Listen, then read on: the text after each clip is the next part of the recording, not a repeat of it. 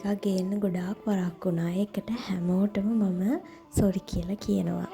මට චුට්ටක් සනීප නැහැ. හෙම්බිරිස්සාව හැදිලා තියෙන්නේ තාමත් කටහඬ චුට්ටක් අවුල්. ඒත් ඉතින් මං හිතුවා බ්ලොග් එකක් කොහොම හරි ගේන්න ඕනේ පරක්කු නොකර කියලා. හරි අද නම් තියෙන travel vlog එකක්. අපි දෙන්නා ටික කාලයකට කලින් ගිය ලස්සන ගමනක්. මේ තියෙන්නේ ඇල්ලපාර. ඔයගොල්ලෝ දන්නවනේ ඇල්ල කියන ලස්සන පැත්තක් කියලා. මාත් පළවෙනි වතාවට තමයි ගියේ. ඉතින් මේ නමනුකුල හරිය තමයි මේ අපි මේ ෆොටෝස් ගත්තේ. අපි යන්නේ ඇල්ලේ අපිට හම්බෙනවනේ ලස්සනම භාවනා අසපුවක්, ලස්සන පාන්සලක්, කුඹල්ලල අසපුව. අන්න ඒක බලන්න. මේ බලන්නකෝ ඇත්තටම මේකට කියනවනේ දිව්‍ය ලෝකයක් වගේ පන්සලක් කියලා. ඒක නම් ඇත්තම ඇත්ත. මාත් ඉතින් පළවෙනි වතාවනේ ගියේ. මාත් වීඩියෝස් වලින් දැකලා තිබ්බා විතරයි. ඇත්තටම මේක දිව්‍ය ලෝකයක් වගේම තමයි. මේ ලස්සන තාරාව, ලොකු මාළු ඉන්නවා, ලස්සන පොන්ට් එකක් මේ යන පඩිපෙළ ගාවම මුලින්ම හම්බෙනවා. තාරාව වර්ග දෙකකින් හිටියා. මං ඉස්සර හිතුවේ වීඩියෝස් වලින් දකිද්දි බොරු තාරාව වෙන්නේ නැති පිළිම ඒ වගේම වෙන්නේ නැති කියලා. ඒ වුණාට මෙයාලා ඇත්තම තාරාව ලස්සනයි යන්නේ. එයාලා ලස්සනට පීන ඉන්නවා. මාරම තැනක් මෙතන ගිහිල්ලාම තමයි ඉතින් බලන්න ඕනේ.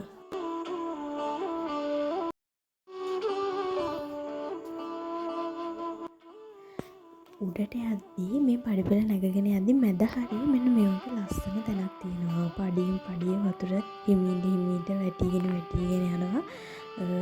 මේක ඉතින් ඇවිල්ලාම තමයි ඔයාලා බලන්න ඕනේ. මේක යටින් නම් බැලුවාම මාර ලස්සනයි. උඩින් නම් බැලුවාමත් එහෙමයි. මම ඔයගොල්ලන්ට ෆොටෝ එකක් එකතු කරලා තියෙනවා මේක. බලන්නකෝ මේ විදිහට බලද්දි පේන්නේ කොයි වගේද කියලා.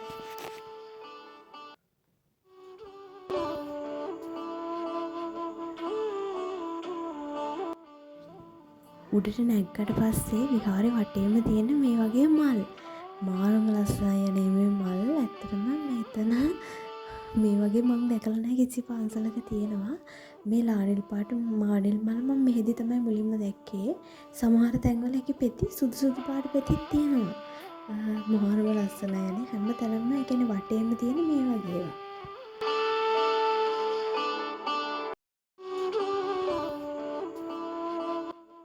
දැන් තමයි ඔයගලන්ට පෙන්වන්න ඕනේ මම ඔයාලට කිව්ව දිව්‍ය ලෝකේ. හරියට මේක ආසුඩ තියෙන දිව්‍ය ලෝකයක් වගේ තමයි පේන්නේ. ඉතින් අර චෛත්‍ය කොත තියෙන එක මීදුමෙන් එකපාරට වැහිලා යනවා. අපි ඉද්දිත් ඒක වුණා. මම ඒක වීඩියෝ කරගත්තා.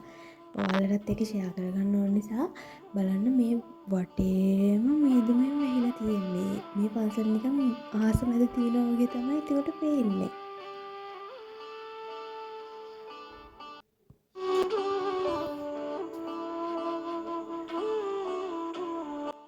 දැන් ඔයගලන්ට පේනවා ඇති චෛත්‍යයක් පේන්න තිබුණ නෑ ඒකේ.